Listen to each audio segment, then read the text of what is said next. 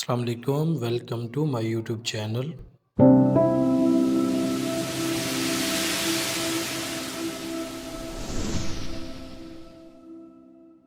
آج ہم جس ویڈیو کے بارے میں آپ کو معلومات دے رہے ہیں وہ ہے سی پی آر کے متعلق کہ سی پی آر کی ضرورت کیوں پڑتی ہے اور سی پی آر کیوں کرنا چاہیے۔ سی پی آر کے متعلق اس ویڈیو میں آپ کو سب سے پہلے یہ بتاؤں گا کہ سی پی آر کی ضرورت اس وقت پڑتی ہے جب آپ کو چیسٹ پین ہو رہا ہو تو آپ کو ضرورت پڑتی ہے، کیونکہ اس کی وجہ سے آپ کی دل کی دھڑکن رک جاتی ہے، اور جب آپ کی دل کی دھڑکن رک جائے تو اس کو بحال کرنے کے لیے سی پی آر کی ضرورت پڑتی ہے۔ سی پی آر کرتے وقت آپ کا جو یہ میں ویڈیو میں دکھا رہا ہوں یہ طریقہ استعمال کریں۔ سب سے پہلے اگر کوئی بندہ بے ہوش ہو جائے تو اس کو آپ سب سے پہلے آکسیجن اس کی بحال کرنے کی کوشش کریں۔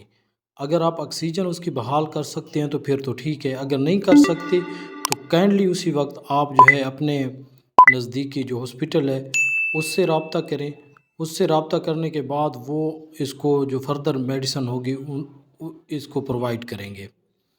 اگر میڈیسن نہ اویلیبل ہو تو آپ نے سی پی آر کرنا ہے، اس کا جتنی دیر کر سکتے ہیں سی پی آر کرتے رہیں۔ سی پی آر کرنے کی وجہ سے اس کی بلڈ سرکولیشن اپ ہو جائے گی۔ اسی طرح آپ نے یہ اپنا لیفٹ ہینڈ پہلے رکھ کے پھر رائٹ ہینڈ رکھ کے اسی طرح دبانا ہے۔ یہ آپ اس طرح دباتے رہیں کہ اس کی جو بلڈ سرکولیشن ہے وہ دماغ کی طرف ہو جائے، اور جب وہ دماغ کی طرف بلڈ سرکولیشن ہو جائے گی تو اس کے بعد اس کا ہارٹ جو ہے نا وہ سٹارٹ ہو جائے گا چلنا، جو بند ہو گیا تھا۔ تو یہ سی پی آر آپ کو آنا چاہیے، جتنے بھی لوگ ہیں، چاہے جو پروفیشنل لوگ ہیں یا پروفیشنل لوگ نہیں ہیں، ان کے لیے سی پی آر لازمی ہے۔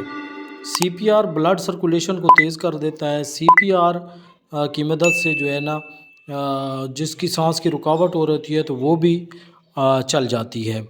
نہیں تو منہ کے ذریعے آکسیجن کی بحالی جاری رکھیں، اگر ہو جاتی ہے تو ویل، نہیں تو پیشنٹ کی پھر ڈیتھ ہو جاتی ہے۔